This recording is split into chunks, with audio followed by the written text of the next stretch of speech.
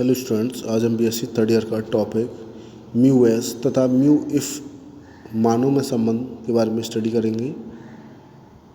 ए को relation of mu S and mu if values. तो आइए वीडियो स्टार्ट करते हैं कि आपकी म्यू एस केवल चक्रण चुंबकीय आघूर्ण होता है। म्यू इफ प्रभावी चुंबकीय आघूर्ण को कहते हैं। किसी परमाणु के कक्षक में गतिशील इलेक्ट्रॉन की कक्षीय गति के कारण कक्षक चुंबकीय आघूर्ण म्यू एल तथा अपने ही अक्ष पर चक्रण के कारण चक्रण चुंबकीय आघूर्ण म्यू एस उत्पन्न होते हैं। प्रभावी चुंबकीय आघूर्ण परिणामी चुंबकीय आघूर्ण होता है। परिणामी चुंबकीय आघूर्ण निम्न प्रकार प्राप्त किए जा सकते हैं या किए जाते हैं। तो आपके mu L plus S is equal to under root L bracket में L plus 1 plus 4s bracket में s plus 1 B into M.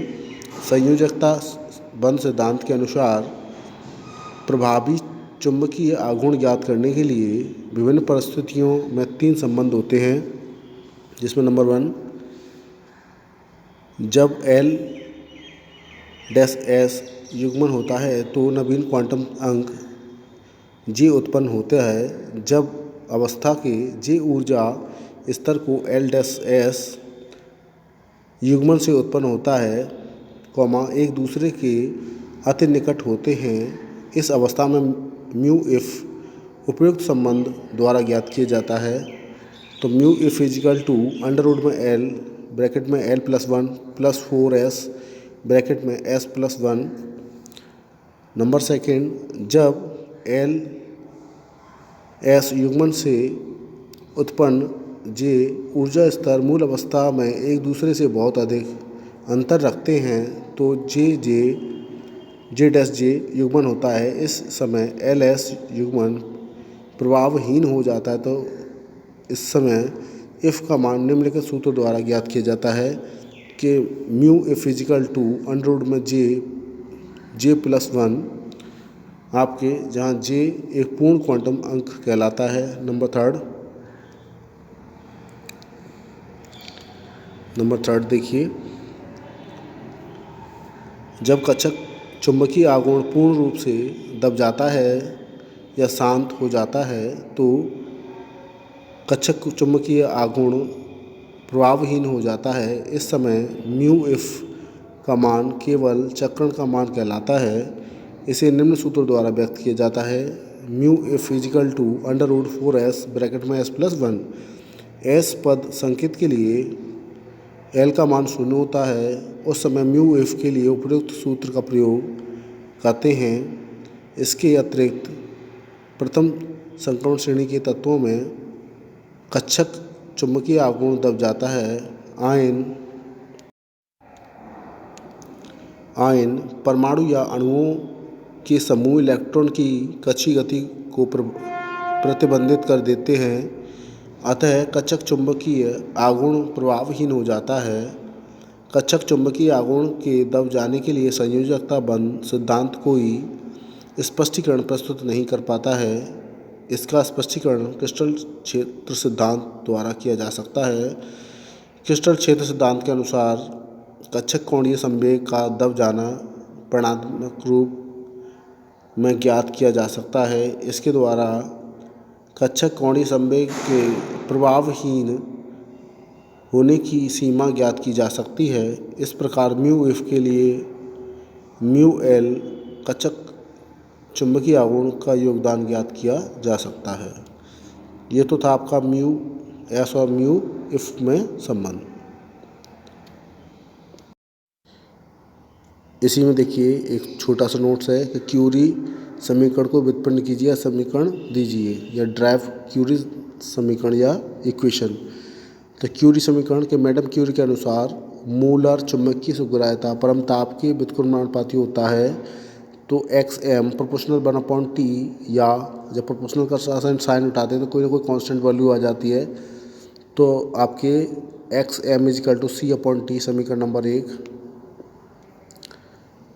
यहाँ कैपिटल सी एक नियतांक है जिसे क्यूरी नियतांक कहते हैं।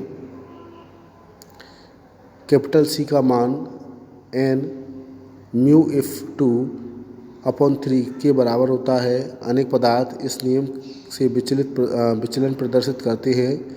यह पदार्थ क्यूरी बीच नियम का पालन करते हैं जो निम्न प्रकार है कि आपके xm = C/T-Q। समीकरण नंबर 2, जहाँ Q एक बीज नियतांक है। इन पदार्थों के प्रभावी चुंबकीय आघूर्ण की गणना के लिए निम्न सूत्र का प्रयोग किया जाता है, जिसमें आपके μF = 2.84 √xm core into bracket में T-Q B/m। ये आपका क्यूरी समीकरण होता है। नेक्स्ट टॉपिक है छोटा सा आपका, ये भी 1 नंबर में, कि सूर्य ताप किसे कहते हैं या नील ताप किसे कहते हैं। तो इसमें देखिए कि सूर्य ताप किसी लोह चुंबकीय पदार्थ को गर्म करने पर एक निश्चित ताप पर उसका लोह चुंबकत्व गुण एकाएक समाप्त होकर उसमें अनुचुंबकीय गुण आ जाता है।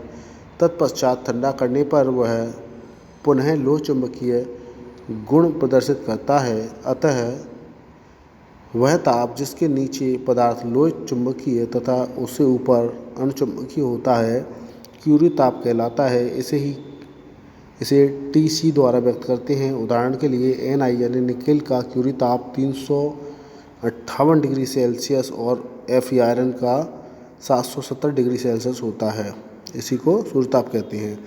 अब देखिए नेक्स्ट पॉइंट आपका नील ताप, कि प्रतिचुंबकीय पदार्थों में चुंबकीय सुग्राह्यता एवं ताप क्रम में तीक्ष्ण उच्छिष्ट प्राप्त होता है। उच्छिष्ट के इस ताप को नील ताप या नील बिंदु कहते हैं। नील ताप क्रम के ऊपर चुंबकीय सुग्राह्यता को निम्न सूत्र द्वारा व्यक्त करते हैं, जहाँ x = C/T+θ, जहाँ C क्यूरी ताप है और थीटा आपके अनुचुंबकीय क्यूरी तापक्रम है। नोट, नील तापक्रम से ऊपर इलेक्ट्रॉन चक्रण मुक्त रहते हैं, जिससे प्रति लोह चुंबकीय पदार्थ अनुचुंबकीय हो जाता है, अर्थात x का मान ताप बढ़ने से कम हो जाता है। तो ये आपके शॉर्ट नोट्स और कुछ टॉपिक्स हैं जो मैंने बताया आपको। ये चैप्टर लगभग आपका फिनिश हो गया है। अब आगे देखते हैं, नया चैप्टर स्टार्ट करेंगे।